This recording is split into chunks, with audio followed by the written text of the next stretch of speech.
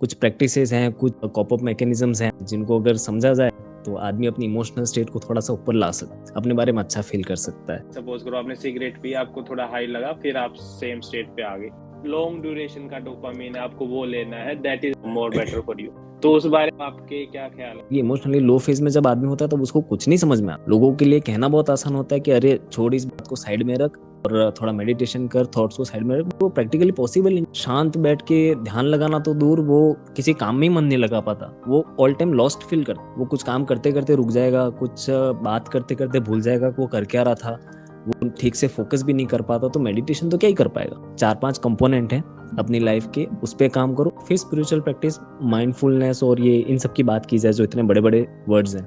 ओशो बहुत चल रहा है, तो सारी स्पिरिचुअलिटी के पाथ पे जाना चाहते हैं, एक्सपीरियंस करना चाहते हैं। महाराज जी, मैं वहाँ पे स्पिरिचुअल पे एकदम पहुंच जाऊँ, लेकिन उनकी फिजिकल, इमोशनल और ये उसमें वो कभी ध्यान ही नहीं दे पाते, तो वहाँ तक वो पहुंच नहीं पाओगे। मार्क मैंस काफी उनके आर्टिकल्स में ये आइडिया है कि हमें हमेशा all the time we have to feel good. ये लोग ऐसे होते हैं जिनके लिए वो एक इंसान ऐसा होता है जिसकी वजह से अगर उससे टर्म्स बिगड़ गए ना तो उनका पूरा दिमाग खराब हो जाता है।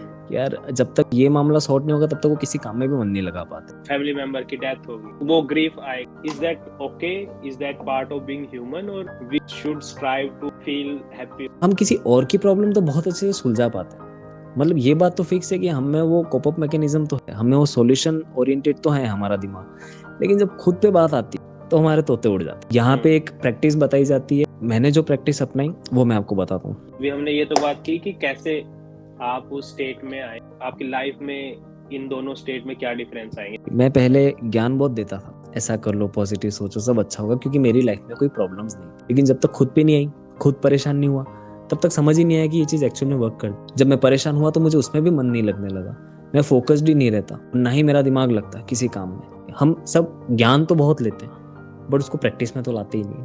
तो जब से मैंने प्रैक्टिसेस करनी स्टार्ट, अपने आप हेल्थ भी बढ़ी, मेरी नींद भी अच्छे आने लगी, लोगों से रिलेशंस भी अच्छे होने लगे, मैं अपनी बात को सही तरीके से कन्वे कर पाया। अगर आपका ब्रेकअप हुआ है तो आप दुखी फील करोगे, आप हो सकता है आप गाने भी उसी तरह के सुनो, हो सकता है आप बातें भी उन्हीं चीजों से रिलेट करो कि यार यही जिंदगी है, शायद मैं ही गलत था, मेरे साथ ही ऐसा होना लिखा था, बाकी सबकी लाइफ बहुत हैपनिंग चल रही है, मेरे साथ इतना परेशानी हुई है, शायद मैं अच्छा डिजर्व नहीं करता। यही सब स्टेटमेंट्स दिमाग में चलते रहेंगे। तो उसको थर्ड पर्सपेक्टिव से जाके सोचने के लिए 5 कंपोनेंट की एक्सरसाइज बहुत जरूरी है। उस दिमाग को स्लो डाउन करना बहुत ज्यादा जरूरी है। मार्क वेंसर का ये एग्जांपल दे रहे थे, तो उसमें भी ये सेम चीज लिखी हुई थी, क्या तुम अपने आप को बोलते हो उससे डिटरमाइन होता है इमोशंस। परेशान रहोगे तो कुछ नहीं होगा, इसको सॉल्व तो करना पड़ेगा, चाहे वो किसी की हेल्प लेके करें या खुद किसी प्रैक्टिस से करें, करना तो पड़ेगा। और जब हम यूँ सोच लेते हैं कि इससे डील करना है, हमें ऐसा नहीं रहना है, तो अपने आप रास्ते अपने पास आने लगते हैं। तो इंट्रोडक्शन तो आई थिंक अपना सौरभ भाई दे देंगे। हम मिले कैसे ये बता देता हूँ मैं आपको, कि जैसे एक ये और विकास करके आई थिंक मैं आपको बता रहा था ना, चैनल है इसके ऊपर ये रिलेशनशिप और इमोशंस के ऊपर सारा। तो एक मैंने उनका सेशन ज्वाइन करा था, तो मेरा एक क्वेश्चन था उनमें लेके जिसको मैं डिस्कस कर रहा था। तो वो मुझे बता रहे थे, तो चैट में सौरभ भाई ने अपना वो भेजा था कि आई थिंक जो प्रॉब्लम मेरे साथ थी वो सेम सिचुएशन आई थिंक इनके साथ भी रही थी। तो इन्होंने तो फिर अप्रोच करा था कि सेम सिचुएशन है तो we can connect and discuss about this. तो ये रहा था। तो फिर हमने उसके बाद एक कन्वर्सेशन करी थी, जिसको मतलब मुझे तो काफ़ी अच्छा लगा उनसे बात करके। मतलब एक जैसा क्या बोलेंगे उस वर्ड को, इंटेलेक्ट से बात करी थी। तो ये थी हमारी जर्नी। बाकी सौरभ भाई अपना एक इंट्रोडक्शन दे देंगे। अभी तो फिलहाल इकोनॉमिक्स में पीएचडी चल रही है। अब इकोनॉमिक्स में फॉर्चुनेटली टॉपिक ऐसा मिल गया हैप्पीनेस से रिलेटेड। ये सिलसिला कोविड में स्टार्ट हुआ था मेरा, कि जब कोविड में इतना सब परेशान थे, काफ़ी मेंटल लो फेज लोग फेस कर रहे थे, तो मैंने सोचा कि क्यों ना कंटेंट क्रिएशन के बारे में, मैं काफ़ी टाइम से सोच ही रहा था कि एक साइड कुछ किया जाए, कंटेंट क्रिएट किया जाए, बट कुछ वैल्यूएबल लोगों को दिया जाए, ऐसा कुछ आइडिया मिल नहीं रहा था। बट उसी टाइम कोविड आया, लोग परेशान हो रहे थे, काफ़ी टाइम से पॉजिटिव एटीट्यूड और पॉजिटिव थिंकिंग को फॉलो कर रहा था, तो सोचा क्यों ना कुछ पॉजिटिव बातें की जाए, तो लोगों को इसके बीच में कुछ पॉजिटिव होप मिलेगी। तो उस टाइम हैप्पीनेस के रिलेटेड तो नहीं सोचा था, वेलबींग से रिलेटेड भी नहीं सोचा था, बट सिर्फ ये सोचा था कि कुछ पॉजिटिव एटीट्यूड लोगों में लाया जाए। तो उससे रिलेटेड कंटेंट बनाना स्टार्ट किया था। फिर साल भर ब्रेक ही था मास्टर्स के बाद। तो उसके बाद सडनली पीएचडी का कुछ एनरोलमेंट आया और मेरा सब्जेक्ट इकोनॉमिक्स ही था बैकग्राउंड। और इकोनॉमिक्स में फिर पीएचडी में एनरोल हुए और वहाँ लकीली टॉपिक ये चूज करने को मिल गया कि हैप्पीनेस पे इतना सब कुछ काम हो रहा है। वर्ल्ड हैप्पीनेस रिपोर्ट पब्लिश करता है, एक वर्ल्ड वैल्यू सर्वे काफ़ी हैप्पीनेस और वेलबींग पे काम करती है, वर्ल्ड गैलप फाउंडेशन काफ़ी सर्विस करती है। तो सोचा कि हैप्पीनेस को इकोनॉमिक्स से जोड़ के थोड़ा इंटरडिसिप्लिनरी स्टडी किया जाए, तो क्या पता कुछ वैल्यूएबल और भी निकल के आए, इस फील्ड में थोड़ा आगे बढ़ा जाए। तो अभी जो मेरी स्टडी है इकोनॉमिक्स से पीएचडी चल रही है, उसमें मेरा टॉपिक हैप्पीनेस एंड वेलबींग पे है। तो उसमें साइकोलॉजी, इकोनॉमिक्स और सोशियोलॉजी का थोड़ा इंटरडिसिप्लिनरी स्टडी है, उससे कुछ इंसाइट्स निकल के आते हैं। और उसी को पढ़ते पढ़ते अब थोड़ा पॉजिटिव एटीट्यूड ज़्यादा हो गया है और हैप्पीनेस और वेलबींग में थोड़ी बहुत इंसाइट्स भी दे देते हैं लोगों को, तो काफ़ी अच्छा लगता है। कहीं ना कहीं उनका इमोशनल जो लो फेस चल रहा है वो उससे कुछ प्रैक्टिसेस हैं, कुछ कॉप अप मैकेनिज्म्स हैं, कुछ ऐसे फॉर्मूलाज हैं जिनको अगर समझा जाए तो आदमी अपनी इमोशनल स्टेट को थोड़ा सा ऊपर ला सकता है, अपने बारे में अच्छा फील कर सकता है। तो इसीलिए फिर इस टॉपिक को आगे बढ़ाया। और इकोनॉमिक्स वाले तो हम इसी नज़रिए से देखते हैं कि अगर आदमी खुश रहेगा तभी तो काम कर पाएगा और तभी कुछ कंट्रीब्यूट कर पाएगा अच्छी जॉब वगैरह करके। तो इन हाउ उसकी प्रोडक्टिविटी बढ़ेगी और उसकी इनकम जनरेट होगी और इकोनॉमी में वो कंट्रीब्यूशन ज़्यादा देगा। तो इस तरह से मैंने रिलेट किया कि वो खुश रहेगा तो अच्छे से काम कर पाएगा और ज़्यादा प्रोडक्टिव हो पाएगा देश के लिए, ऐसा। तो इसी पे अभी कुछ स्टडी चल रही है, ऐसा। That's very interesting. जो ये मैंने फर्स्ट टाइम सुना है, बल्कि आई थिंक रैक्स मैं स्काइलर से थोड़े दिन पहले डिस्कस कर रहे थे हम यही चीज कि आफ्टर दिस वही है कि बेस तो सबका माइंड ही है सारी चीजों का, है ना। तो how much difficult it is going to be for the next generation, because we are like always connected but still lonely, right? So सारा जो इससे वो चीज है कि हाँ, जिस आप तो जैसे अब पीएचडी कर रहे हो तो आपने काफी डीप में इस चीज को देखा होगा कि what are the like challenges that you see आजकल जो भी इस चीज में आ रहे हैं मेंटल, हम चीजों की बात कर, challenges that most big challenges that you see in this area, and how you have seen what are the like that coping mechanisms that you जो आपने बात की उसके बारे में अगर थोड़ा सा तो डिटेल। सबसे बड़ी प्रॉब्लम जो मुझे समझ में आई है आज की जनरेशन की, वो एक्सप्रेस ही नहीं कर पाती वो फील क्या कर रही है। जब अपन सामने वाले को बता ही नहीं पाएंगे कि अपन परेशान किस बात से हो रहे हैं, है ना, तो सामने वाला भी क्या सॉल्यूशन देगा अपने को। दूसरी चीज ये कि सोशल आइसोलेशन इतना ज्यादा बढ़ गया है, अपन सिर्फ छाती पे फोन चिपका के रह रहे हैं पूरा दिन, है ना। पहले कितना इंटरेक्ट करते थे लोगों से, अपने एक्सप्रेस करते थे, मुंह से कुछ बात होती थी तो उसको डिलीवर करते थे। आज क्या है, फोन लेके बैठे हैं, किसी से भी बात करनी है तो टेक्स्ट पे बात हो रही है, कुछ भी कमेंट करना है कि सोशल साइट्स पे भी, तो सब कुछ फोन के थ्रू, मतलब लिख के एक्सप्रेस हो रहा है। लेकिन जब हम बोलते हैं तो हमारे थॉट्स की स्पीड काफी स्लो हो जाती है और हमें पता ही नहीं चलता कि हमें अपनी बात को कन्वे कैसे करनी है। प्लस जब हम इन पर्सन किसी से मिलते हैं तो हम हेजिटेट भी करते हैं अपनी बात को कहने में। तो सोशल आइसोलेशन बढ़ने की वजह से तो ये हो गया कि लोग एक्सप्रेस ही नहीं कर पा रहे, ना तो उनकी कम्युनिकेशन स्किल बेटर है, लिखने में बहुत अच्छे हैं, सोशल मीडिया पे बहुत अच्छा एक्सप्रेस कर लेंगे, लेकिन वहां पे क्या एक टाइम पीरियड गैप होता है ना। वो कुछ सोच के, उनको लाइव तो किसी से इंटरेक्ट करना है नहीं, वो एक दिन बैठ के पूरा पेज का मोनोलॉग भी लिख देंगे और उसी को वो पोस्ट कर देंगे, है ना। लोगों से इंटरेक्ट भी बहुत अच्छा कर लेंगे सोशल मीडिया पे, बट रियल टाइम में जब वो लो फेज में होते हैं तब तो वो अपनी बात ही नहीं रख पाते।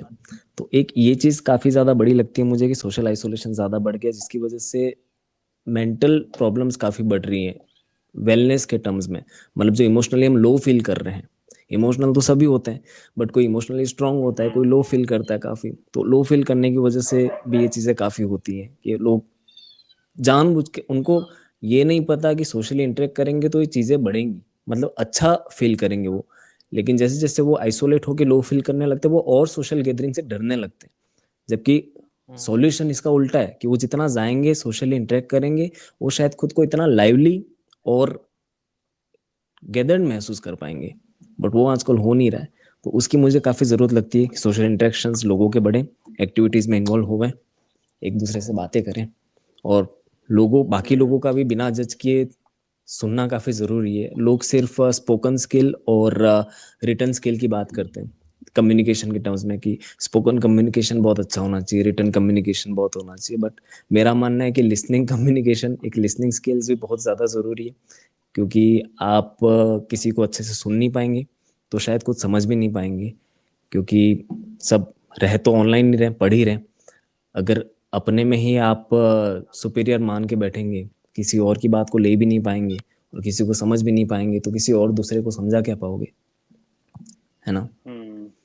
तो ये अरे मेजर। मतलब करेक्ट करेक्ट, वही है कि आपने जो कहा कि सोशल मीडिया ने एक तरह से एक इजी कर दिया है वो चीज करना, तो जो एक रियल इंटरेक्शन जो ऑटोमेटिकली आता, तो क्योंकि अब लोगों को एक वो मिल गया है कि हाँ मैं अपने घर में बैठ के जब रात को मैं एक रिक्वेस्ट भेज दूंगा तो I have a very low probability of feeling embarrassment, कि भाई अगर नहीं करी तो उसने एक्सेप्ट नहीं करी, ठीक है, एक किसी को नहीं पता चला, मतलब एम्बेरसमेंट तो स्टिल अब हमारे अंदर होती है, उसको फिर हम दबा देंगे या फिर किसी चीज से थोड़े कम होगा, कि एक थोड़ा सा लो रिस्की या फिर ये क्या लगता है कि ऑनलाइन आप अप्रोच कर रहे हो या तो किसी को, या फिर ऑनलाइन बात करना भी, करेक्ट, कि वही है कि हाँ यानी वो एक उस चीज को कहना या करना, तो उसका वो नुकसान हो गया कि रियल इंटरेक्शन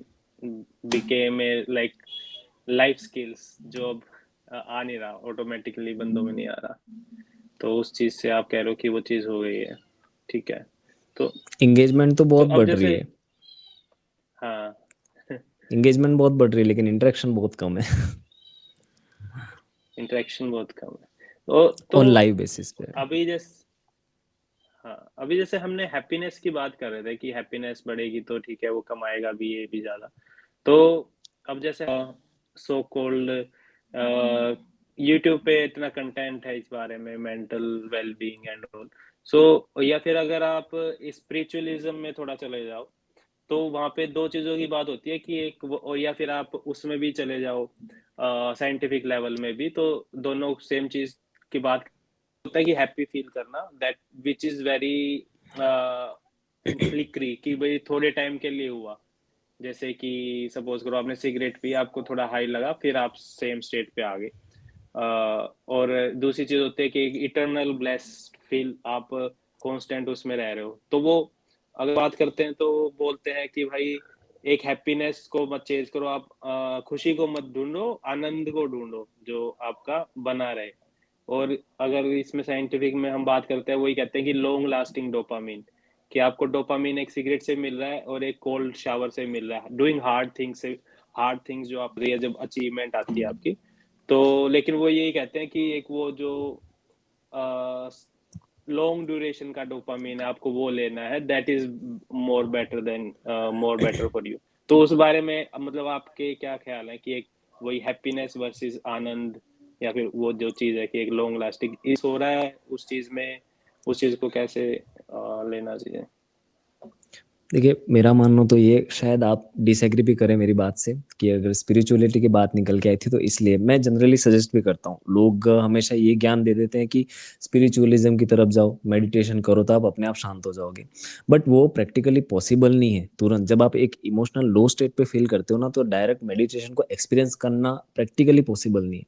तो मेरा कहना, सजेशन ये रहता है, जो भी इमोशनली लो फील कर रहा है, क्योंकि अगर वो उसने स्पिरिचुअलिज्म या हैप्पीनेस पे आने की बात की, तो जरूरी है, ये जरूर है कि वो इमोशनली लो फील कर रहा है, तभी तो वो हायर स्टेट पे आना चाह रहा है। तो मैं जनरली ये सजेस्ट करता हूँ, आप पहले कुछ 4-5 कंपोनेंट हैं अपनी लाइफ के, उस पे काम करो, तब जाके आप स्पिरिचुअलिज्म पे आओ। वो कंपोनेंट्स क्या है? सबसे पहला आपकी स्पिरिचुअल एनर्जी पे बाद में जाओ, सबसे पहले आप अपनी फिजिकल एनर्जी ठीक करो। मान लो आपका हेडेक बहुत ज्यादा रह रहा है, बहुत ज्यादा, कुछ सोच सोच के आप परेशान हो रहे हो, बहुत ज्यादा हेडेक हो रहा है आपका, या आपका बैक में बहुत ज्यादा पेन है, या कुछ भी आपकी बॉडी में इश्यू हो रहा है, तो आप चाह के भी कॉन्सेंट्रेट नहीं कर पाओगे उस इमोशनली लो स्टेट में, क्योंकि इमोशनली लो फेज में जब आदमी होता है तो उसको कुछ नहीं समझ में आता, है ना? लोगों के लिए कहना बहुत आसान होता है कि अरे छोड़ इस बात को साइड में रख और थोड़ा मेडिटेशन कर, थॉट्स को साइड में रख, बट वो प्रैक्टिकली पॉसिबल ही नहीं है उस इंसान के लिए जो लो फील कर रहा है। वो तो ठीक से अपने आप को एक्सप्रेस ही नहीं कर पाता, उसके दिमाग में इतना बम्बर चल रहा होता है कि वो शांत बैठ के ध्यान लगाना तो दूर, वो किसी काम में ही मन नहीं लगा पाता, वो ऑल टाइम लॉस्ट फील करता है। वो कुछ काम करते करते रुक जाएगा, कुछ बात करते करते भूल जाएगा कि वो कर क्या रहा था, वो ठीक से फोकस भी नहीं कर पाता, तो मेडिटेशन तो क्या ही कर पाएगा। तो मेरा मानना ये है कि पहले 3-4 कंपोनेंट, सबसे पहले फिजिकल कंपोनेंट आप ठीक करिए, फिजिकल हेल्थ को आप प्रायोरिटी दीजिए, है ना। आप खाना पीना अच्छा करिए, क्योंकि एक अलाइनमेंट आने, एक हायर सेल्फ पे जाने के लिए आपको एक बार न्यूट्रल होना पड़ेगा। आप डायरेक्ट लोअर सेल्फ से हायर सेल्फ पे नहीं जा सकते, वो प्रैक्टिकली पॉसिबल ही नहीं है अनटिल एंड अनलेस आपके पास कोई गाइड या मेंटर नहीं है ना। क्योंकि जब गाइड या मेंटर रहता है तो वो आपको टाइम टू टाइम मोमेंट, आपको पॉजिटिव फील कराता रहता है। लेकिन जब आप अकेले होते हैं तो ये जरूरी नहीं है कि आपका मोमेंटम बना रहे। अगर मैं आपसे बात कर रहा हूँ तो अभी हो सकता है कि मैं आपसे अच्छा फील करूँ, मुझे एक मिल जाए, है ना, कि मैं बहुत अच्छा फील कर रहा हूँ, डोपामिन मिल जाए शायद आपसे बात करके, 2-3 बातें आपको अच्छी बोल दी, आप भी वैलिडेट कर लो मेरी बात को, अप्रिशिएट कर दो कि नहीं यार आप में नॉलेज तो हो सकता है, मैं भी 2 मिनट के लिए अच्छा फील कर दूं, लेकिन एट दी एंड तो सोने में अकेला ही जाऊंगा ना। तब तो मेरा लो फेज वापस आ ही जाएगा ना, जो मैं अपने एनवायरनमेंट में जाऊंगा, तो कोई बात तो बनी नहीं, फिर मैं तो लो फेज पे ही रह गया। तो सबसे पहले तो ये कि आप फिजिकल हेल्थ एनर्जी को सही करिए, है ना, खाना पीना अच्छा करिए। सिंपल सी चीज है, जब हम जिम करते हैं तो हम प्रोटीन इंटेक ज्यादा लेते हैं, है ना, और जब प्रोटीन हमारा इंटेक बढ़ता है, कार्ब्स बढ़ते हैं, फैट्स बढ़ते हैं, तो हमारी बॉडी भी मैकेनिज्म उस तरीके से काम करता है। अगर हम फैट्स अच्छे लेंगे खाने में तो दिमाग भी थोड़ा फ्रेश रहेगा, प्रोटीन लेंगे तो बॉडी भी थोड़ी एनर्जेटिक फील करेगी, है ना। कुछ हेल्दी ड्रिंक्स लेंगे, विटामिन और मिनरल्स अपनी बॉडी में लगेंगे तो बॉडी अपने आप एनर्जेटिक महसूस करती है और वो फील उस तरह से करती है। ये फैक्ट प्रूवन है साइंटिफिक, कि आप खाना पीना अच्छा रखोगे तो हो सकता है कि आपकी बॉडी में लगे। उस इमोशनली लो फेज में आपको ऐसा लग सकता है कि मैं कितना भी खाना पीना अच्छा कर लूं, जब मेरा मन ही नहीं लग रहा तो मेरे शरीर को क्या लगेगा। बट आपको खाना पीना साथ में अच्छा चलाना पड़ेगा, क्योंकि ये एक कंपोनेंट, मैं इसके साथ 2-3 कंपोनेंट और लूंगा, अगर सबको साथ में चलाओगे तो आप अपने आप अच्छा फील करने लगोगे, है ना। तो सबसे पहला फिजिकल एनर्जी पे आपने काम किया, उसके साथ साथ आपको काम करना है साइकोलॉजिकल एनर्जी पे। जैसे आपको साइकोलॉजिकल एनर्जी में, आप किसी भी काम को कर रहे हो, है ना, सबसे पहले तो आपको उसको थोड़ा पॉजिटिवली लेके चलना है कि उसका आउटकम आपको अच्छा मिलेगा। जैसे आप मान लो अगर अपन पॉडकास्ट कर रहे हैं, है ना, अब फिजिकल मान लो मैं भूखा होता या सुबह का थका रहा होता तो शायद मैं इस एनर्जी के साथ बात ही नहीं कर पाता, है ना। और मैं इस पॉजिटिव माइंडसेट को लेके चल रहा हूँ कि यार ये पॉडकास्ट हो सकता है कि शायद मेरे लिए भी वैल्यूबल हो, आप 2 लोग हो, है ना, मेरे से बड़े हो, तो हो सकता है मुझे कुछ इंसाइट मिले। ये अपना तीनों की बात, इंसाइट्स जो अपन शेयर कर रहे हैं वो 10 लोग सुनेंगे तो हो सकता है उनसे भी कुछ अच्छा फीडबैक और मुझे मोटिवेशन मिले कि मैं और इस चीज पे काम करूँ। तो मैं उस पॉजिटिव लेके चला, उस इंटेंट को पॉजिटिवली लेके चला, तो मैं शायद इस काम में और आगे बढ़ना चाहूंगा और मैं इसको फील करूंगा कि चलो मैं अच्छा फील करूंगा इस चीज से। हमारा इंटेंट भी बहुत अच्छा हो जाएगा, हम पॉजिटिवली सोचेंगे तो चीजें अच्छी होती रहेगी। दूसरा कंपोनेंट ये था कि अपनी साइकोलॉजिकल एनर्जी को भी सही रखिए, एक पॉजिटिव एटीट्यूड अपने को रखना पड़ेगा। वो कहते हैं ना, fake it till you make it. तो अगर हम स्माइल रखेंगे ना चेहरे पे, उसको पॉजिटिव सोच के चलेंगे ना, तो बहुत अच्छा सा फील ऑब्वियसली करेंगे।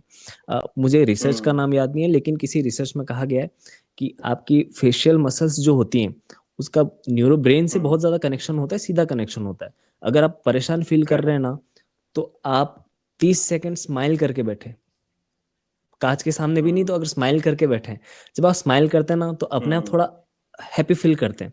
हमारे दिमाग को लगता है कि नहीं ये स्माइल कर रहा है, तो वो उस वे में आगे बढ़ता है। ठीक है, तो इस प्रैक्टिस से इसको करते हैं। तो पहली फिजिकल एनर्जी को आपने मेंटेन किया, न्यूट्रल करना चालू किया। दूसरा आपने साइकोलॉजिकल एनर्जी पे थोड़ा काम, ये सब साइमल्टेनियसली चलेंगे तब काम बनेगा।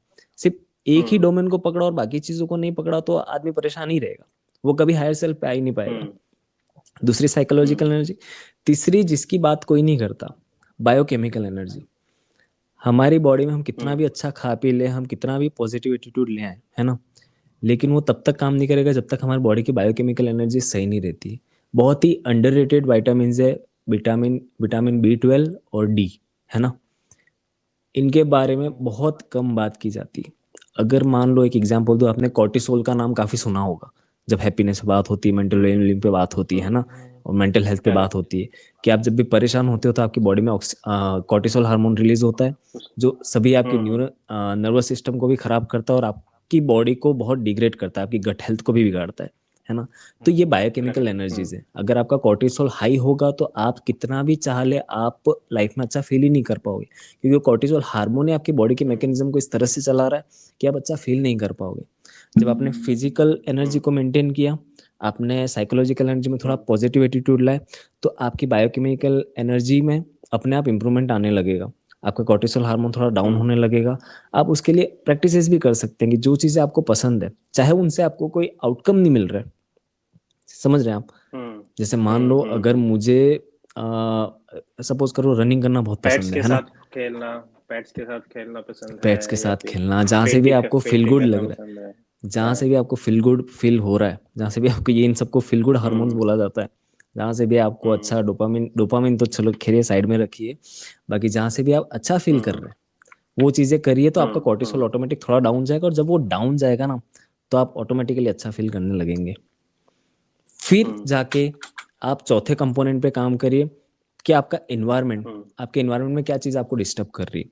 सपोज करिए कि कोई एक पर्सन होता है, जैसे मान लो मैं हूँ, तो मेरे लिए रिलेशंस बहुत ज़्यादा मैटर करते हैं, not in terms of life partner, in terms of friends, मेरा परिवार, मेरे कलीग्स, है ना, मेरे कॉलेज के मेट्स, जिनसे भी मेरा सोशल कनेक्शन है, मेरे रिलेशंस बहुत मैटर करते हैं। अगर जैसे मान लो आपसे भी हैं, अगर आपको भी कोई चीज़ बुरी लगती है तो वो मुझे फील होगी कि यार इनको बुरी लगी है, या इन्होंने कोई बात ऐसी मुझे कही है जो मुझे परेशान कर रही है। अगर मेरे रिलेशन सही नहीं चलेंगे तो मैं लाइफ में थोड़ा डिस्टर्ब रहूंगा।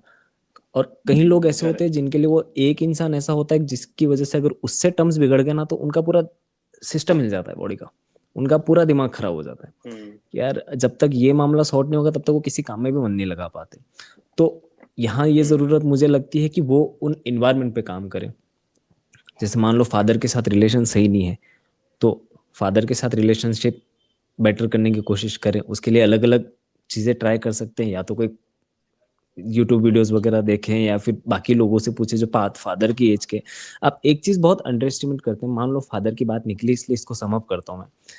फादर के भी दोस्त तो रहते ही हैं, है ना।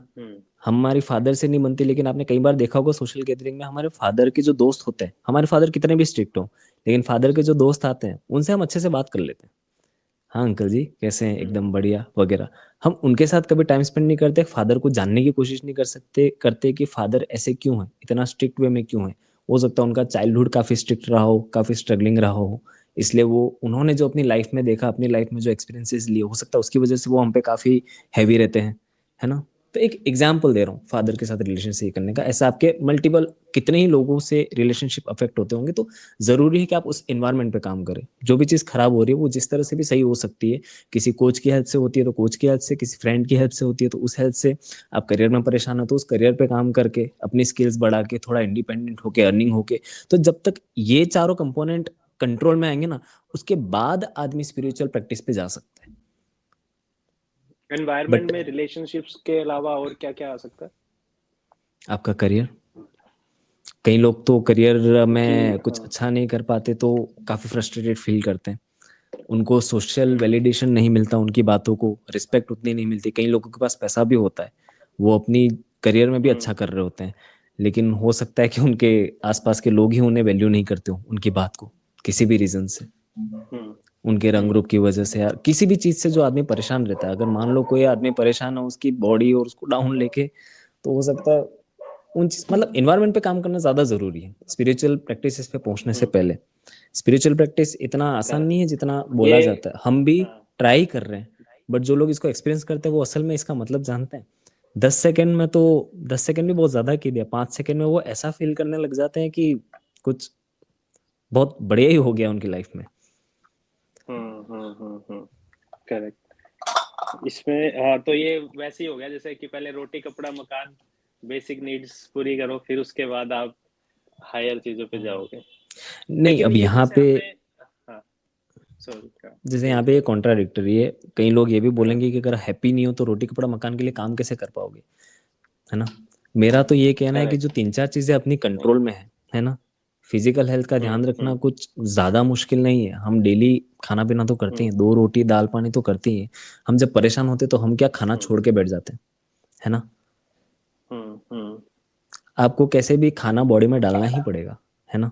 डन। चाहे हाँ। आप उस आधे घंटे के लिए कुछ ऐसा काम, खाना खाने से आधा घंटा पहले ऐसा कुछ काम कर ले कि आपको अच्छा फील होने लग जाए, आपको भूख अपने आप लगेगी। जब आप कुछ अच्छा फील करते हैं ना, तो आपको भूख अपने आप लगेगी।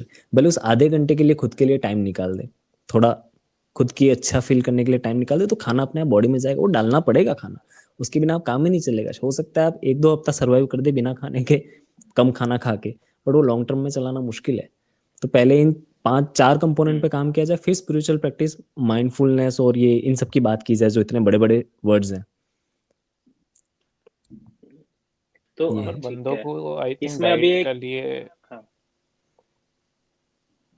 बट बताइए। इसमें हम ये बोल तो रहे हैं कि खाना ठीक होना चाहिए और एक्सरसाइज वगैरह जैसे फिजिकल ठीक होनी चाहिए, बट ये लोगों को तो मतलब अवेयरनेस ही नहीं होती ना कि उनकी डाइट खराब है या उनका फिजिकल नहीं है, इस वजह से वो परेशान है।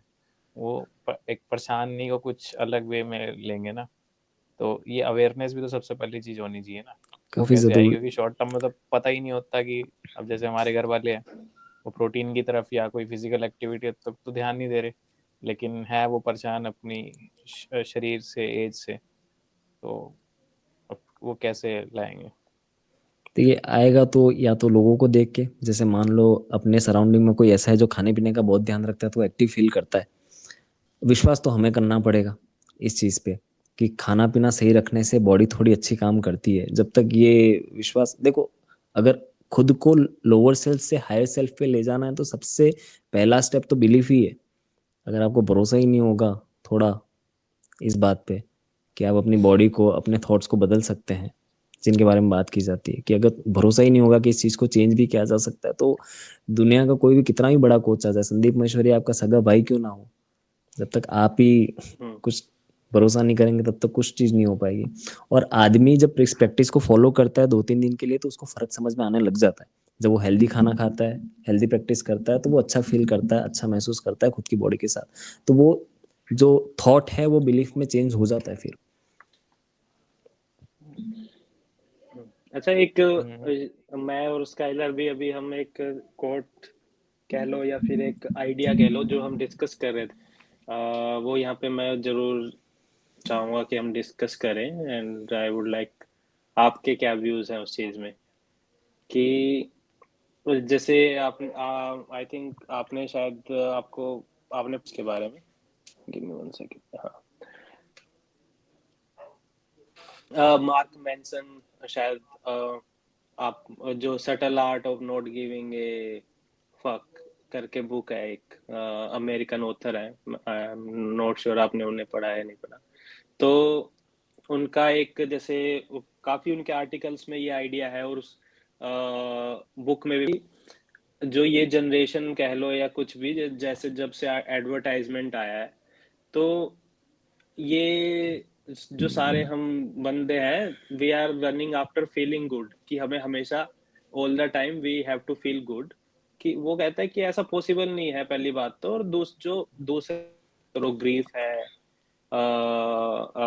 गुस्सा है या कुछ भी है, दे आर लाइक इंडिकेटर्स है ना, इमोशंस। वो कहते हैं कि वो एनर्जी इन मोशन की आपको गुस्सा आ रहा है, तो किसी ने कोई आपकी बाउंड्री क्रॉस की इसलिए आ रहा है। आपको दुख हो रहा है तो कोई रीजन है, मान लो आपकी किसी फैमिली मेंबर की डेथ होगी सपोज करें, तो वो ग्रीफ आएगा है ना, and it will take a आएगा। सर्टेन अमाउंट ऑफ पीरियड जिसमें वो चलेगा। तो वो कहता है कि मतलब जो मैं स्काइलर से बात कर रहा था, एक कोट जो मेरे को काफी अच्छी लगी उसकी, तो वो ये कह रहा था कि it's not that we feel like shit, but problem is that we behave like shit, blaming our feelings.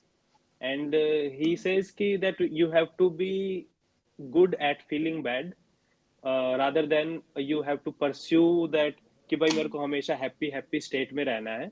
और पर्सनली मेरे साथ ऐसा रहता है कि उस चीज को मैं मतलब ट्राई कर भी रहा हूँ कि वो होए, कि जो मेरी जैसे डोपामिन लाइन है वो इस तरह से रहती है कि either I'm very talkative and very happy and chirping kind of person, and then it automatically मेरे ख्याल से लड़कियों में ज्यादा होती है ये चीज, कि ऑटोमेटिकली ही उनको मूड स्विंग्स कहते हैं जिसको, है ना, कि वो डाउन चला गया, अप चला गया। सो लाइक एक तो वो इसमें मेरे ख्याल से दो आइडियाज मिक्स हो गए। एक तो उस पे मेरे ख्याल से मैं दोनों की आपकी वो व्यूज जानना चाहूंगा कि to pursuing of that happy feeling always, and the second thing कि भाई वो आप even if you are eating right, even if you are exercising and you taking all the micro vitamins, maybe there is some mental issues that you have, क्योंकि उसमें तो आप जितनी layers आप खोलते जाओगे मिलती जाएंगी, है ना। तो हो सकता है कि आपका मूड, हाँ, मूड स्विंग्स हो रहे हैं, या फिर you are going into in that down phase. So is that I is that okay? Is that part of being human, or we should strive to feel happy? Completely normal है। जैसे आप psychology में देखोगे happiness को define ही कैसे किया गया, it's an emotional state of Joy, यही बताया गया है साइकोलॉजी में छोटे शब्दों में। तो इमोशनल स्टेट ही है ना, इमोशनल स्टेट तो चेंज होती रहती है। कभी आदमी गुस्सा है, कभी खुश है, कभी रोता है, कभी परेशान है, कभी फ्रस्ट्रेटेड है, कभी कुछ डिजायर है, कभी बहुत एक्साइटेड फील कर रहा है ना। तो ये इमोशंस तो चेंज होते रहते हैं। इसी के साथ हमें ये भी भरोसा होना चाहिए कि इमोशंस चेंज हो रहे हैं और इसको हम कर सकते हैं। अगर हम अभी परेशान हैं तो कहते हैं ना कि आज दुख है तो कल सुख भी है, इमोशनल स्टेट्स चेंज होती जाएंगी। अगर हमें आज दुख है तो अब उसको देखना कैसे, जैसे कि बहुत सिंपल प्रैक्टिस है बट करनी बहुत ट्रिकी है। जैसे मान लो आपके साथ कोई परेशानी हो रही है ना। कभी ऐसा हुआ है आपके साथ कि कोई दोस्त को प्रॉब्लम है, मान लो किसी दोस्त को किसी भी रिलेटेड प्रॉब्लम है, होता है ना हमारे फ्रेंड्स के साथ भी। जैसे कोविड में तो ऐसा हुआ था कि मेरे 14 दोस्त थे जिनके फादर की डेथ हुई है। 14, है ना, 14। मेरे पापा भी बीमार हुए थे। और ऐसा समझो कि जिस कॉलोनी में हम रह रहे हैं, जिस मतलब एक वो सिनेरियो आता है कि इस सैंपलिंग में जो 50 लोगों ने सैंपल दिया इसमें से 14 कोविड पॉजिटिव हैं। तो वो सब न्यूज़ पता चली जाती थी, क्योंकि जब हम कॉलोनी में रहते हैं उसका एक प्राइमरी हेल्थ सेंटर होता है, तो पता चल जाता है कि ये लोग पॉजिटिव आए हैं और उनको क्वारंटीन किया जाता है, तो वो न्यूज़ फैल जाती है। तो जिस ग्रुप में, जिस कोहार्ट में पापा पॉजिटिव आए थे उसमें 3 लोगों की डेथ हुई थी। हमारी गली के 2 लोग थे, है ना। तो काफी सिनेरियो ऐसा रहता ही है। और कोविड में अगर मेरे जो ओवरऑल दोस्त मैं मानूं, कोचिंग के फ्रेंड्स अलग, कॉलेज के अलग, है ना, पीजी के फ्रेंड्स अलग वगैरह करके मिल मिला के जो हम आपस में बात करते थे। मैं यूनिवर्सिटी से पढ़ा हूँ, तो एक टाइम पे कम से कम 50-100 दोस्त होते थे। हम बर्थडे भी सेलिब्रेट कर रहे हैं तो वो हमारा ग्रुप होता था 40-50 लोगों का। तो ऐसे जो हम दोस्त, लड़कों में तो ऐसा होता नहीं कि कोई बेस्ट फ्रेंड होता है, हम तो सब एक दूसरे की एक यारी में रहते हैं, है ना। सिर्फ हाँ भाई करके बात करते हैं तब भी एक दूसरे के लिए खड़े हो जाते हैं। तो ऐसे 14 दोस्त ऐसे थे जिनके फादर की डेथ हुई थी कोविड उस 1 साल के पीरियड के दौरान। मतलब आप एवरेज माने तो हर महीने किसी न किसी की डेथ हो रही थी, है ना। तो अब ऐसे भी दोस्त को जिसके फादर, आपका म्यूट हो गया, ऐसे भी दोस्त जिसके फादर की डेथ हो रही है, हम उसको भी सिंपैथाइज कर पा रहे हैं, है ना। करेक्ट। हम उस दुख को फील कर पा रहे हैं और उसको एम्पैथी ऐसी दे रहे हैं कि यार वो थोड़ा सा नॉर्मल फील करे। तो हम किसी और की प्रॉब्लम तो बहुत अच्छे से सुलझा पाते हैं। मतलब ये बात तो फिक्स है कि हमें वो कोप अप मैकेनिज्म तो है, हमें वो सॉल्यूशन ओरिएंटेड तो है हमारा दिमाग। लेकिन जब खुद पे बात आती है, खुद के साथ कुछ होता है, तो हमारे तोते उड़ जाते हैं। हमको नहीं समझ में आता कि इस चीज से डील कैसा किया जाए। मेरे तो तो फ्रेंड्स को बहुत भी आता है तो मैं उसी में सकीन हो जाता हूँ, मैं खुद ही उसी में चला जाता हूँ। मैं, हाँ, सोल्यूशन उसे देंगे, लेकिन मतलब वो खुद भी ज्यादा मेरे को वो हो जाता है कि आई आई कैन लाइक एम्पैथाइज ज्यादा, कह लो। तो, पर हाँ, प्लीज कंटिन्यू, सॉरी। बट होता है ना कई बार कि दोस्त परेशान है तो अब निकालना तो हम ही को ही है।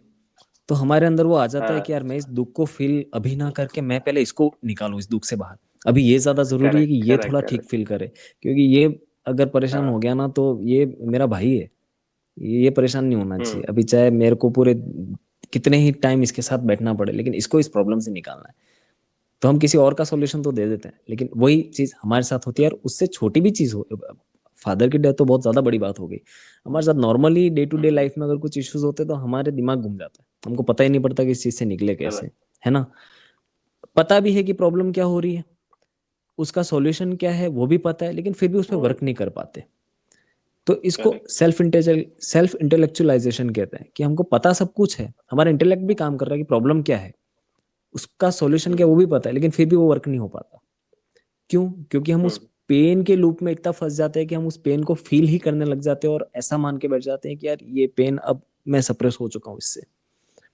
तो यहाँ पे एक प्रैक्टिस बताई जाती है कि जब भी आप परेशान फील करते हो, है ना, तो आप उसको थर्ड पर्सन के पर्सपेक्टिव में देखो। अगर आप खुद उस पेन को फील करोगे और थर्ड पर्सपेक्टिव के मैटर में नहीं देखोगे तो आप शायद उस दुख से निकल भी नहीं पाओगे। फ्रेंड के टर्म में क्या है, हम उस फ्रेंड है, उसके फादर के साथ रिलेशन है, तो उन दोनों का हम तीसरे नजरिए से पर्सपेक्टिव देख पा रहे हैं ना, हमारा तीसरा नजरिया है। हम उस दुख को इतना ज्यादा फील नहीं कर रहे जितना वो परेशान आदमी वो फील कर रहा है, तो हम उसको राय दे पा रहे हैं। तो सेम केस हमें हमारे में भी अप्लाई करना है, बट ये इतना इजी नहीं होता। मैंने भी ट्राई किया था, जब मैंने बुक में पढ़ा था तो मैंने 2-3 दोस्तों को बोल भी दिया, मैंने ज्ञान भी दे दिया कि यार थर्ड पर्सपेक्टिव में होके बात करो। लेकिन जब मेरे खुद पे आई तो मुझे समझ में आया यार ये ज्ञान देना तो बहुत आसान लग रहा था मेरे को जब मैं बात कर रहा था, लेकिन अभी मेरे पे आई तो मुझे ऐसा फील हो रहा है कि यार जब तक खुद पे नहीं बीतती ना तब तक पता नहीं चलता कि यार इसको कॉप अप कैसे करें। तो उस टाइम मैंने जो प्रैक्टिस अपनाई वो मैं आपको बताता हूँ। जब भी आप बुरा फील करते हो, है ना, तो आपके दिमाग में थॉट्स कंटिन्यूस चलते हैं, नॉन स्टॉप चलते हैं। अब हमारे दिमाग की कैपेसिटी इतनी है कि वो एक दिन में 70,000 से ज्यादा थॉट्स लाता है दिमाग में, मतलब उसका कोई ब्रेक नहीं है ना। अगर मैं ये हैंड जेस्चर भी कर रहा हूँ तो ये भी एक थॉट है कि मेरे को जो बात कहनी है उसमें आप ये कनेक्टेड है बॉडी से। हमारा दिमाग नॉन स्टॉप थॉट देता है, ये इस हिसाब से प्रोग्राम्ड है ना। ये हमारी सर्वाइविंग स्किल में है कि वो कुछ ना कुछ थॉट लाएगा ही दिमाग में। लेकिन हम जो लिखते हैं, हमारी लिखने की स्पीड इतनी ज्यादा नहीं होती, है ना। तो मेरी प्रैक्टिस जो मैं फॉलो करता हूँ, अगर मैं बहुत ज्यादा परेशान हूँ ना तो मैं एक ब्लैंक पेज लेता हूँ, है ना, उसमें लिखता हूँ कि मैं फील क्या कर रहा हूँ, है ना, पूरा A to Z, कि मैं परेशान हो रहा हूँ, मुझे सांस लेने में तकलीफ हो रही है, या मैं बहुत ज्यादा डाउन फील कर रहा हूँ, उस एक एक चीज को लिखता हूँ, है ना। अरे यार भी फील हो रहा है तो मैं अरे यार को भी लिखता हूँ। जब हम लिखने लगते हैं ना तो हमारा दिमाग अलाइन करता है। एग्जाम में क्या होता है, जब हम किसी आंसर को लिखते हैं तो हमारा दिमाग स्लो सोचने लगता है, और वो ये अलाइंड है, दिमाग इस हिसाब से प्रोग्राम है, अगर वो कुछ एक्ट कर रहा है तो उस हिसाब से सोचेगा, ना उसके आगे सोचेगा ना पहले सोचेगा, उस मोमेंट में सोचेगा। ये दिमाग इस हिसाब से प्रोग्राम्ड है। तो जब हम उसको लिख लेते हैं तो हमारा दिमाग सबसे पहले स्लो होना चालू होता है ना। हम तीसरे पर्सपेक्टिव में डायरेक्ट जाके नहीं सोच सकते, जब तक हम उस पेन को फील कर रहे हैं ना तब तक हम उस तीसरे पर्सपेक्टिव में जा ही नहीं सकते। तो पहले मैं उसको लिखना चालू करता हूँ ताकि दिमाग को थोड़ा स्लो डाउन कर सके अपन। फिर जब वो लिख लिया, थोड़ा दिमाग स्लो डाउन हो गया, उसके बाद जब थोड़ा न्यूट्रल कंडीशन आती है तब तक लिखता जाता हूँ जब तक कि दिमाग थोड़ा स्लो नहीं हो जाता, शांत नहीं हो जाता। और कहीं ना कहीं जब हम ये लॉन्ग टाइम तक प्रैक्टिस करते हैं, एक दिन में नहीं, 2 दिन में नहीं, तीसरे दिन में नहीं, बट एक लॉन्ग टाइम में आके महीने 2 महीने में हमें प्रैक्टिस होने लगती है कि चलो ये दिमाग फील कर रहा है, हमें समझ में आने लगता है कि ये एक इमोशन है, थोड़ा परेशान है दिमाग, इसको समझाना पड़ेगा। समझ रहे हैं? दिमाग का प्रोग्राम इस हिसाब से कि वो जिस हिसाब से आप सोचोगे उस हिसाब से वर्क करेगा। जैसे एग्जाम्पल दूं आपको, समझ लीजिए आप की कहीं लड़ाई हो गई, चलो लड़ाई तो अलग बात हो गई, जैसे मान लो आप रिलेशन में हैं, किसी रिलेशन में। अच्छा, पूछ रहे हो हमसे, पूछ रहे हो? हाँ मैं आपसे पूछ रहा हूँ कोई भी। नहीं, मैं तो आई अभी एम इन ए confused हूँ। Relationship, he is not. है ना, तो अब जैसे कि मान लो अगर इनसिक्योरिटी कॉमन है मेल्स के लिए, है ना, खास करके तब जब उनका पार्टनर कुछ अच्छा कर रहा हो, है ना। तो अब जब हम ये बोलते हैं कि मैं इनसिक्योर हूँ, है ना, तो हमारा दिमाग इस हिसाब से प्रोग्राम है कि यार मैं इनसिक्योर हूँ, मैं चाह के भी शायद इससे कोप अप नहीं कर सकता, और मैं हमेशा लोअर सेल्फ पे ही फील करूंगा। तो मुझे इस रिलेशन से जितना ज्यादा हो सके उतना ज्यादा जल्दी मुझे या तो निकलना पड़ेगा या फिर इस चीज को ठीक करना पड़ेगा, है ना। वो ज्यादातर उसका प्रोग्राम रहता है दिमाग कि वो इनसिक्योरिटी के हिसाब से वो निकलना चाहेगा। जब हम बोलते हैं कि मैं इनसिक्योर हूँ, है ना, लेकिन इसी चीज को अगर अपन ऐसे बोलें कि मुझे इनसिक्योरिटी फील हो रही है, बहुत माइनर डिफरेंस है। एक तो आप बोल रहे हो मैं इनसिक्योर हूँ, आपने वो डिटरमाइन कर लिया, आपने उस चीज को वैलिडेट कर लिया पहले ही पॉइंट पे कि मैं इनसिक्योर हूँ, और तब हमारा दिमाग ऐसा प्रोग्राम है कि वो इस चीज से फैक्ट भागने है की वो। कोशिश करता है ना, वो फैक्ट है, वो भागने की कोशिश करेगा। अब इस चीज को चेंज नहीं किया जा सकता, है ना। लेकिन जब हम फीलिंग्स वाले वर्ड पे आते हैं कि मैं इनसिक्योर फील कर रहा हूँ, तो हमारा दिमाग इस हिसाब से प्रोग्राम है कि हम उस सिचुएशन को डील करने के बारे में सोचता है हमारा दिमाग कि यार अगर इनसिक्योरिटी फील हो रही है तो क्या क्या ऐसी चीज किया जाए जिससे इनसिक्योरिटी कम हो सकती है, इधर इस बारे में बात किया जाए या फिर उसको इनसिक्योरिटी किस रीजन से फील हो रही है उन चीजों पे वर्क किया जाए, है ना। तो ये चीजें इस तरह से काम करती हैं। जब हम लिखना चालू करते हैं, जब हम बोलने का शब्द चेंज करते हैं, हमारा देखने का नजरिया चेंज करते हैं, तो जो प्रॉब्लम हमारे लिए पहले बहुत ज्यादा परेशान कर रही थी दिमाग में, वो थोड़ी सी कंट्रोलेबल लगने लगती है। तो ये एक दिन की प्रैक्टिस में नहीं होता है, 2 दिन की प्रैक्टिस में नहीं होता, हमें टाइम लगता है, लेकिन हमें स्टार्ट करना पड़ेगा ये प्रैक्टिस चालू करना। जब तक हम स्टार्ट नहीं करेंगे तब तक हम उस पॉइंट पे नहीं पहुंचेंगे कि हम हमारे थॉट्स को कंट्रोल कर पाए। तो ये प्रैक्टिस बहुत ज्यादा So, जरूरी मुझे लगती है हाँ, कि कितना भी ज्यादा बेसिकली दुख आ पहले जाए, तो हमें कितना भी ज्यादा। माइंडफुल रहेगा कि उस चीज को हम कैसे सोच रहे हैं, जैसे कि वही कि मैं अभी ऐसे सोच रहा हूँ कि I am an insecure person, then I have to consciously program my thoughts, my thinking into कि no, it's I feel insecure sometimes. Component सारे वही चलेंगे, कुछ भी प्रॉब्लम है, मैं इन 2 चीजों को मान के चलिए, अच्छा फील कर रहे हो, बुरा फील कर रहे हो, ठीक है। अगर आप बुरा फील कर रहे हो तो कंपोनेंट वहीं से चलेंगे, चालू वहीं से ही होगा। सबसे पहले आपकी फिजिकल हेल्थ ही आएगी। आप जैसे मान लो आप मेडिटेशन करते हो, नहीं मैं मैं पूछ रहा हूँ आपसे, आप मेडिटेशन करते हो क्या रजत भाई? एंड स्टक हो गए? हाँ, सॉरी, आपका अभी वीडियो ठीक है स्टक हो क्या? गया था। हाँ अभी ठीक है। अभी आप जैसे मेडिटेशन करते हो क्या? हाँ, नहीं हाँ, नहीं नहीं, I was thinking of doing it but I can not like focus my mind और मेक इट स्टिल दैट है मच। ना।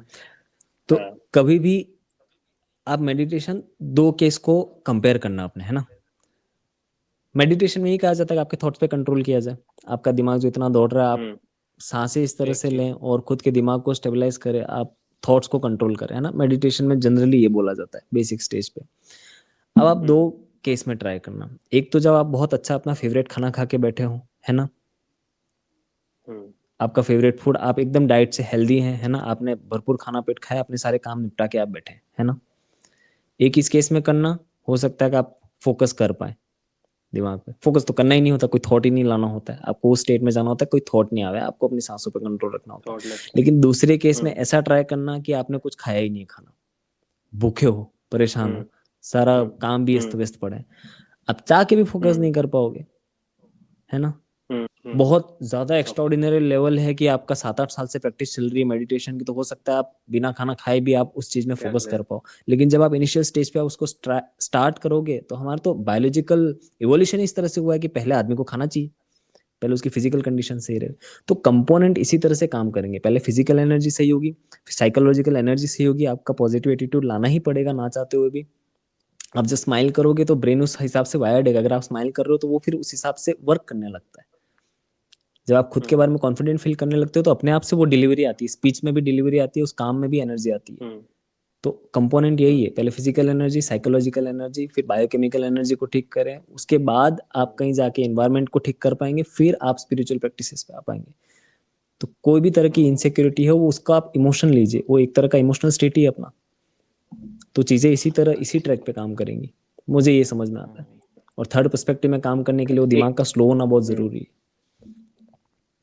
तो अभी एक बताइए। अगर छोटा सा एक आंसर मैं इस पे भी, जैसे अभी हमने ये तो बात की कि कैसे आप उस स्टेट में आए, मेरे ख्याल से एक उसको हम वही डिफाइन कर सकते हैं कि एक पॉजिटिव माइंडसेट हो गया आपका, एक हैप्पी माइंडसेट हो गया, चीयरफुल माइंडसेट हो गया, रादर देन जहाँ पे लो फील कर रहा है एक बंदा। तो लाइक आई थिंक यू, आप जैसे रिसर्च कर रहे हैं इस टॉपिक पे, तो आपने तो किया ही होगा कि जैसे कि what will be the differences आपकी लाइफ में, इन दोनों स्टेट में क्या डिफरेंस आएंगे। जो मैं और मैं सोच पा रहा हूँ वो प्रोडक्टिविटी का होगा कि if I am a cheerful, I am not in a low state और लो मूड, तो मैं I will be more productive and I will be a better, कुछ भी कह लो, हस्बैंड, बेटर सन, कि मैं चिल्लाऊंगा नहीं, नहीं तो सबसे ज्यादा हमारे मूड का इफेक्ट हमारे पर्सनल रिलेशनशिप्स पे ही होता है, राइट? तो और क्या आप अगर आप जो आपको लगता है कि what will be the changes या फिर बेनिफिट्स इस स्टेट शिफ्ट के होंगे किसी के लिए, जिससे कि वो करना चाहे इन पे, एक्टिवली उसको इस पे वर्क करना चाहिए, जो हम कह सकते हैं कि रीजंस। देखिए मेरे दिमाग में क्या एक चीज़ इनफीड हो गई है ना, पिछले 4 महीने से 3 महीने से कह सकते हैं आप, है ना। जब से मैंने प्रैक्टिस से स्टार्ट करी, मैं पहले ज्ञान बहुत देता था, ऐसा कर लो, पॉजिटिव सोचो, सब अच्छा होगा, क्योंकि मेरी लाइफ में कोई प्रॉब्लम्स नहीं थी। टू बी ऑनेस्ट, मैं भी उस तरह से परेशान नहीं होता था ज़्यादा लेवल पे, थोड़े लेवल पे परेशान होते, बट बॉयज़ का ऐसा ना, उनका सोशल इंटरेक्शन काफ़ी रहता है, और कहीं ना कहीं उस फीलिंग से हम एस्केप कर लेते हैं खुद को, है ना। कि अगर अपन पर किसी बात से परेशान हो रहे होते हैं, किसी दोस्त से बात कर लिया, कहीं घूमने चले गए या किसी और काम में मन लगा लिया, सबके पास इतना नहीं होता, रिसोर्सेज भी नहीं होते, ना ही इतनी फ्रीडम होती है कि वो अपने मन की कर पावे। वो उस स्ट्रगल में ऐसा फंस चुके होते हैं, उस लूप होल में, कि वो शायद बाहर निकल भी नहीं पाते। तो जब से मैंने प्रैक्टिसेस करने स्टार्ट किए, ये लिखना, है ना, ये इन 5 कंपोनेंट्स पे काम करना, तब से ड्रास्टिक चेंज है। पहले मैं सिर्फ बात करता था इस बारे में, होना चाहिए होना चाहिए, क्योंकि मेरा भरोसा था कि ये चीज़ काम करती होंगी, लेकिन जब तक खुद पे नहीं आई, खुद परेशान नहीं हुआ, तब तक समझ ही नहीं आया कि ये चीज़ एक्चुअल में वर्क करती है। हम सब ज्ञान तो बहुत लेते हैं, बट उसको प्रैक्टिस में तो लाते ही नहीं है ना। हम्म। तो अब जब वो उसको प्रैक्टिस में लाते हैं, तो अपने आप हेल्थ भी बढ़ी मेरी, पॉजिटिव तो फील करना चालू कर ही दिया। जिस काम में, मतलब जो मेरा विजन था कि मुझे काम, रिसर्च का काम भी, मुझे कभी इंटरेस्ट आता था कि यार रिसर्च का काम करूंगा, हम्म। जब मैं परेशान हुआ तो मुझे उसमें भी मन नहीं लगने लगा, मैं फोकस्ड ही नहीं रहता, है ना, और ना ही मेरा दिमाग लगता किसी काम में। तो जब ये चीज़ों की प्रैक्टिस स्टार्ट करी, तो मुझे समझ में आया कि यार चीज़ें कैसी चेंज हो रही मेरी ड्रास्टिकली। वजन भी बढ़ा, हेल्थ अच्छी होने लगी, नींद भी अच्छे आने लगी, लोगों से रिलेशंस भी अच्छे होने लगे, मैं अपनी बात को सही तरीके से कन्वे कर पाया, है ना। अब तो इस चीज से मेरे दिमाग में एक बात इनफीड हो गई है, मतलब उसको शायद मैं मरते दम तक भी कोई उस चीज को हटा नहीं सकता, इतनी वो वैलिडेट हो गई है कि आप अगर आपको अगर सक्सेसफुल होना है ना, तो मतलब आपको मैं इसको ऐसे समझाऊं कि अगर आप खुश रहोगे, तो जरूरी नहीं है कि आप सक्सेसफुल हो या ना हो सकता है कि आप उस पाथ पे आगे बढ़ो, कि आप मेहनत कर पाओ, लेकिन एक चीज फॉर श्योर है कि अगर आप दुखी रहोगे, तो वो एक स्टेप भी नहीं ले पाओगे, आप उस तरफ काम कर ही हम्म। नहीं पाओगे, क्योंकि आपका ना तो फोकस्ड हम्म। रहेगा, ना ही आपका इंटरेस्ट आएगा, ना ही वो इंटेंट आएगा, ना ही आपको इंकरेजमेंट आएगा, है ना ही वो पर्पस फील होगा, ना ही कोई डिजायर होगी। जब आप लो फील करोगे, जब आप इमोशनली वीक फील करोगे, तो अब मेरे बात दिमाग में इनफीड हो गई, सक्सेसफुल होना बात की बात है, पहले नॉर्मल स्टेट में तो आए, है ना, हम्म। तब जाके हम किसी चीज पे करेक्ट। फोकस कर पाएंगे, हमें अपने गोल्स की करेक्ट। क्लियरिटी मिलेगी, है ना, और 10 चीजों को ट्राई कर पाएंगे। वो एक खुद में मोटिव तो आना चाहिए ना। हमें हम्म। क्या पता, हम कोई गोल बना के बैठे हैं, हो सकता है हमारे लिए कुछ और चीज लिखी हो, है ना, बट अगर हम इमोशनली वीक है तो हम पहला स्टेप ही नहीं ले पाएंगे ना। तो मैं इस चीज को सक्सेस से नहीं जोड़ता, मैं बस इस चीज को ऐसे जोड़ता हूँ कि आप थोड़ा मेंटली थोड़ा शांत फील करेंगे ना, न्यूट्रल स्टेट पे आएंगे ना, तो हो सकता है कुछ हम्म। कर पाओ। लेकिन ये फॉर श्योर है कि अगर आप हम्म। वीक लोवेस्ट फेस पे रहेंगे ना, तो आपका किसी काम में मन ही नहीं लगेगा, जो आपको सबसे ज्यादा प्यारा था ना, आपको वो भी चीज अच्छी नहीं लगेगी। तो हम बजाय सो इसके कि हम प्रोडक्टिविटी हम्म। सक्सेस पे जाएं, हम न्यूट्रल फील करके कुछ डिसीजन और स्टेप लेने में आगे बढ़ रहे हैं, हमें इस चीज से एक बार सेटिस्फाई रहना चाहिए। हम्म। तो सम इट अप, लाइक मेरे को ऐसा है कि it's a prerequisite for your journey of success और journey of hmm. Life, this hmm. This this the pillars that you set. हाँ, ठीक है। काइरोस, योर एक्सपेक्ट आपके over to you for any questions. We have time, do we have time, और या फिर एक या और, एक दो और सेशंस करें? नहीं, शायद इसके हैप्पीनेस वाले के ऊपर तो शायद ये कन्वर्सेशन सारी गई है, तो हम जो मेन पॉडकास्ट करने आए थे रिलेशनशिप के ऊपर, वो तो चलो किसी और कन्वर्सेशन में कर सकते हैं। नेक्स्ट वो सेशन थोड़ा में कर लेंगे इसको भी। वो हाँ, थोड़ा डिफरेंट उसको में आ दूसरा जाएगा, कर बट लेंगे। हाँ भाई, ये हैप्पीनेस के बारे में 2-3 जो चीजें हैं यही कंक्लूड हुई हैं कि हेल्थ, फिजिकल हेल्थ, फिर इमोशनल, क्या तुम अपने आप को बोलते हो, क्योंकि अभी ये जैसे मार्क वेंसर का ये एग्जांपल दे रहे थे, तो उसका मैं आर्टिकल पढ़ रहा था, इन्होंने भेजा था, तो उसमें भी ये सेम चीज लिखी हुई थी, क्या तुम अपने आप को बोलते हो उससे डिटरमाइन होता है इमोशंस तुम्हारे ना, कि जैसे मैं आई एम स्केयर्ड, उसमें एग्जांपल था, और आई फील स्केयर्ड, तो वही मेरे को बात ये बहुत अच्छी लगी कि हाँ मतलब तुम जब ये कहोगे ना मैं फील कर रहा हूँ, तो ब्रेन ही काम ऐसे करता है कि वो सोल्यूशन ढूंढता है फिर उसके, कि अब इसको फियर को दूर करने के लिए क्या क्या मैं कर सकता हूँ, तो वो अपने आप तुम्हारे को सोल्यूशन आ जाएंगे, तो तुम्हें किसी थर्ड पर्सन पे डिपेंड होने की भी जरूरत नहीं है, तुम्हें अंदर से ही तुम उसका सोल्यूशन निकाल सकते हो। जैसे ट्रू स्पिरिचुअलिटी में होता है कि जो चीज है वो अंदर से ही निकलती है, तुम्हारे बाहर कोई आउटसाइड से कुछ नहीं तुम वो गेन कर सकते।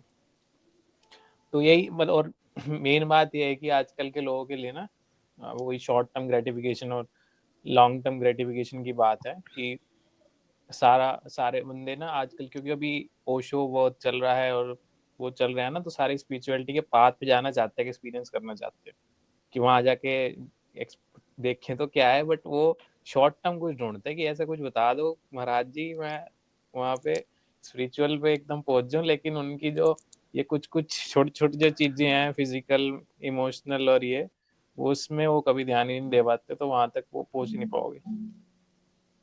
तो ये बात है। तो फिजिकल भी अगर एक एक्सपेक्ट भी लेके चलोगे ना, फिजिकल डाइट वगैरह, तो ये अपने आप में ही एक पूरा एक जर्नी है, ये शॉर्ट टर्म की बात नहीं है, क्योंकि तुम सोचो है कि मैं एक हफ्ता तुमने अपना प्रोटीन ठीक कर लिया या एक हफ्ता एक्सरसाइज कर ली, और फिर सोचो है कि हाँ भाई मैं अब नेक्स्ट स्टेप पे मूव कर सकता हूँ, तो वो होगा नहीं, क्योंकि बॉडी को बदलने में टाइम लगता है। अब जैसे मुझे ट्रू जिम वर्कआउट करते हुए 4 साल हो गए, ठीक है, तो जो जो स्टेट मेरी 1 साल पहले थी, वो अब 4 साल बाद जाके आई थिंक अब मैं फील करता हूँ कि मैं एक अच्छी एक बॉडी कंडीशन में हूँ, वर्कआउट करता हूँ, डाइट करता हूँ, तो मैं उस एक्सपेक्ट से एक लिंक कर पाता हूँ कि हाँ मैं अपनी इमोशन हेल्थ के ऊपर ध्यान देता हूँ, जैसे मैं अब बुक्स पढ़ रहा हूँ या पॉडकास्ट देख रहा हूँ, ये बात है।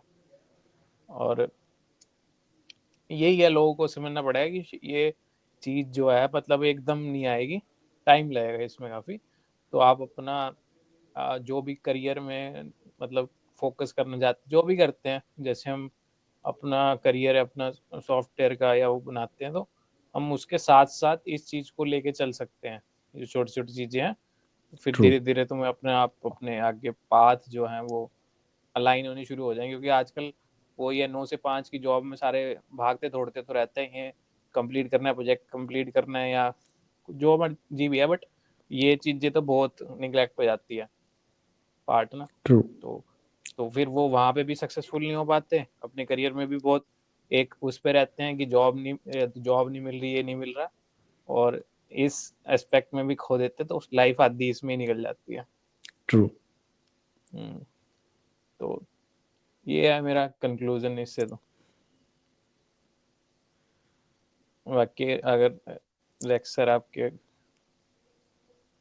नहीं, ठीक है, मेरे ख्याल से कंक्लूड, मेरे ख्याल से फिर हम रिलेशनशिप पे एक और सेशन कर सकते हैं, या जो हमारा हैप्पीनेस का था, मेरे ख्याल से हमने काफी कुछ, आप कुछ ऐड करना चाहें सौरभ जी इसमें कंक्लूजन में, या फिर और कोई एस्पेक्ट है जो हमने मिस कर दिया हैप्पीनेस इकोनॉमिक्स में आपके आज जो डिस्कस नहीं हुआ। फीलिंग पे ही बात मैं लेके चलता हूँ, है ना। हैप्पीनेस जो हम फील करते हैं, तो जैसे आपने बीच में एक बात कही थी कि लाइफ में दूसरे इमोशंस भी आते हैं, है ना। तो मेरा मानना ये है कि किसी भी इमोशंस से भागे नहीं, है ना, किसी भी इमोशंस को सप्रेस ना करें, क्योंकि इसको रिबाउंड इफेक्ट कहा जाता है। अगर आप किसी भी इमोशन को सप्रेस करेंगे तो वो आपके अंदर सप्रेस होके इतना ज़्यादा कभी बाहर निकलेगा ना, आप अंदर ही अंदर घुटोगे उस चीज़ से, क्योंकि आप हो सकता है कि उससे एस्केप करने की ट्राई करें, है ना। हमें उससे डील करना है, सप्रेस करना का एस्केप मतलब नहीं क्या करना। होगा मतलब? जैसे मान दबा लो, दबा देना उस इमोशन को। जैसे मान लो आपको डिसरिस्पेक्टफुल फील हो रहा है, या फिर आपको गिल्टी फील हो रहा है ना, किसी भी चीज़ से, है ना। अब आप उसको सप्रेस कर रहे हो कि यार मुझे इमोशंस और फील नहीं करने, है ना, और आप उस चीज़ से भागते हो। आपने एस्केपिज्म ले लिया कि आप दोस्तों के साथ निकल गए या किसी और काम में लग गए, है ना। जब आप एस्केप कर लेते हो तब तो आप उस चीज से डील कर लेते हो, अच्छा। मतलब उस चीज से दूर भाग लेते हो उस इमोशन से। लेकिन जब आप अकेले होते हैं खुद के साथ, एट द एंड आना तो अपने साथ ही, थोड़ा तो आपका लोनली टाइम रहेगा ही, है ना। ऑल टाइम हम लोगों से इंटरेक्ट सराउंडेड तो नहीं रहते, नहीं हर टाइम हम किसी काम में रहते हैं। और हम ज्यादा इमोशनली लो फेज में कब जाते हैं, जब हम अकेले होते हैं, हमारे दिमाग में थॉट्स ही तब चलते हैं, है ना। तो आप सप्रेस करोगे तो वो क्या एकदम से निकल के आएंगे। ये बॉडी का मैकेनिज्म है, आप जिसको जितना ज्यादा दबाओगे जिस इमोशन को, उतना ही ज्यादा निकल के बाहर आना चाहेगा।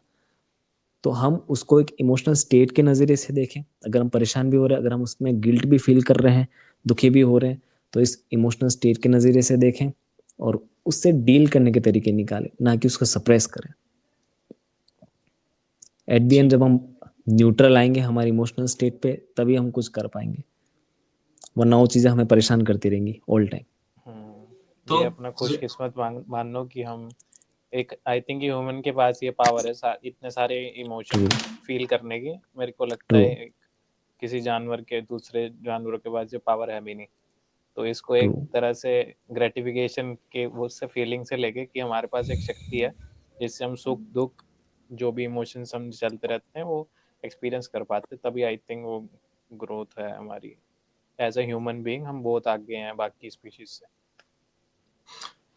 लेकिन इसमें मतलब मेरे को एक क्वेश्चन है कि मतलब ये चीज पहले भी हम सुनते हैं कि भाई सप्रेस नहीं करने चाहिए, और मतलब बचपन में, और आज भाई हमारा ऑटोमेटिक वे यही होता है कि सपोज कि वही है कि कोई भी चीज हुई, सपोज करो डिसरिस्पेक्टफुल वाली चीज है, या फिर दुख वाली चीज है कि आपका ब्रेकअप हो गया, तो मान लो आप, फिर मैं ये कहता हूँ कि मैं सप्रेस नहीं करता भाई, मैं फील करूंगा बैठ के उसको, ठीक है। अब मैं जब मेरा ब्रेकअप हुआ है मान लो, तो मैं दुख में हूँ मैं, और रोने वाले गाने भी सुन ले रहा हूँ, तो क्या प्रोसेस रहेगा कि वो एक टाइम पीरियड के बाद अपने आप चला जाएगा, या कहीं कहीं पे तो मेरे को एक वो लेना पड़ेगा कि एक स्टेप की भाई छोड़ अब इसे, इसमें चलते हैं, जैसे जो हम नॉर्मली कहते हैं कि भाई कब तक उसको पकड़ के बैठा रहेगा, निकल लिया। तो what would be the right process to deal with such मैंने इमोशन? पॉडकास्ट के स्टार्टिंग में ही बोला था कि हमारे साथ प्रॉब्लम आज के टाइम पे ये हो रही है कि हम एक्सप्रेस ही नहीं कर पा रहे। हमारे हाँ। साथ प्रॉब्लम चल क्या रही है, जब हम उस पेन के लूप में होते हैं ना, हम उस पेन को कंटिन्यूसली फील करते हैं ना, तो हम उससे बाहर निकलने की नहीं सोचते। हम फिर उसी से रिलेटेड चीज़ों में जाते हैं। अगर हमें, जैसे मान लो आपने ब्रेकअप का एग्जांपल दिया, अगर आपका हम्म, ब्रेकअप हुआ है तो आप दुखी फील करोगे। आप, हो सकता है आप गाने भी उसी तरह के सुनो, हो सकता है आप बातें भी उन्हीं चीज़ों से रिलेट करो, हम्म, है ना। तो इस लूप में फंस गए आप, उस पेन को फील करने लग गए। अब आपने ये मान लिया कि यार यही जिंदगी है, शायद मैं ही गलत था, मेरे साथ ही ऐसा होना लिखा था, बाकी सबकी लाइफ बहुत हैपनिंग चल रही है, मेरे साथ इतना परेशानी हुई है, शायद मैं अच्छा डिजर्व नहीं करता। यही सब स्टेटमेंट्स दिमाग में चलते रहेंगे। तो करेक्ट। उसको थर्ड पर्सपेक्टिव से जाके सोचने के लिए वो 5 कंपोनेंट की एक्सरसाइज बहुत जरूरी है। उस दिमाग को स्लो डाउन करना बहुत ज्यादा जरूरी है। ना तो उस इमोशंस को सप्रेस करना है, क्योंकि वो ही आपके पास बार बार आएंगे अगर आप उसको सप्रेस करोगे। तो उसको शेयर करने के लिए अपने मन में जो दुख है, दोस्त हैं हमारे पास, काफ़ी कोचेज हैं, मैं खुद सुनता हूँ। अगर आपके साथ कोई प्रॉब्लम है तो मैं ये सर्विसेज अपनी देता हूँ। ऐसे बहुत लोग हैं जो इस तरह की सर्विस देते हैं कि आपको कोई प्रॉब्लम है तो वो आपको सुनते हैं, और हो सकता है कि अपने ओपिनियंस और सजेशन भी दे। लेकिन जब तक आप उस चीज़ को ही फील करते रहोगे, उसको दबाओगे, तो आप उस चीज़ से बाहर ही नहीं निकल पाओगे उस लूप के। तो आपको आपको उसको अभी एक्सप्रेस करना बहुत ज़्यादा ज़रूरी है। अवेयर जब तक होके आप, इन चीजों को एक्सप्रेस करना है, और वो हम्म, थेराप्यूटिक लिसनिंग के थ्रू आपको आप मूव ऑन हो पाओगे उससे। ट्रू। ओके। क्योंकि एक सेल्फ वर्थ रियलाइज होनी ज्यादा जरूरी है ना। जब आप परेशान होते हो तो एक लोअर सेल्फ से हायर सेल्फ पे आने के लिए, अच्छा फील करने के लिए इन 5 कंपोनेंट से गुजरना बहुत ज्यादा जरूरी है। जब तक ये 5 कंपोनेंट नहीं लाओगे तब तक आप शायद किसी के सामने अपने इमोशंस एक्सप्रेस भी ना कर पाओ। तो आप उसी लूप में फंसे रह जाओगे, और इसमें आपका कितना टाइम बर्बाद हो जाएगा शायद हम इसका अंदाजा भी नहीं लगा सकते। बहुत लोगों का हुआ है, मेरा भी हुआ है। किसी चीज से लेके परेशान है तो टाइम कैसे निकल जाता है पता ही नहीं चलता। तो इन प्रैक्टिसेस को करने के बाद मेरे दिमाग में ये चीज़ इनफीड हो गई है कि परेशान रहोगे तो कुछ नहीं होगा।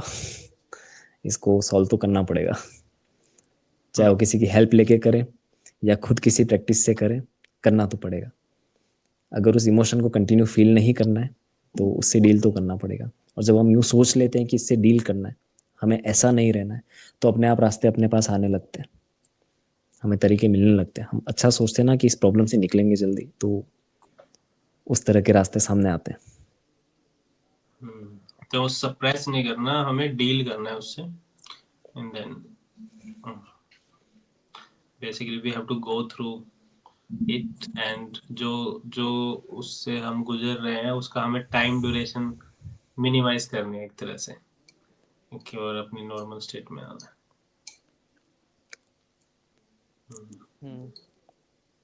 अगली बार डेफिनेटली हम किसी और टॉपिक पे भी डिस्कस करेंगे। आज का सेशन हम हैप्पीनेस पे ही लिमिटेड रखते हैं थोड़ा, कि एक लोअर सेल्फ से हायर सेल्फ पे आने के लिए कुछ चीज़ें ज़रूरी होती हैं, कुछ उस दिशा में आगे बढ़ने के लिए कुछ ये मिनिमम रिक्वायरमेंट्स है, ऐसा समझो। सॉरी। सही है। ठीक है, फिर करें कंक्लूड स्काइलर? हाँ, आई थिंक हमने सब कुछ डिस्कस कर लिया।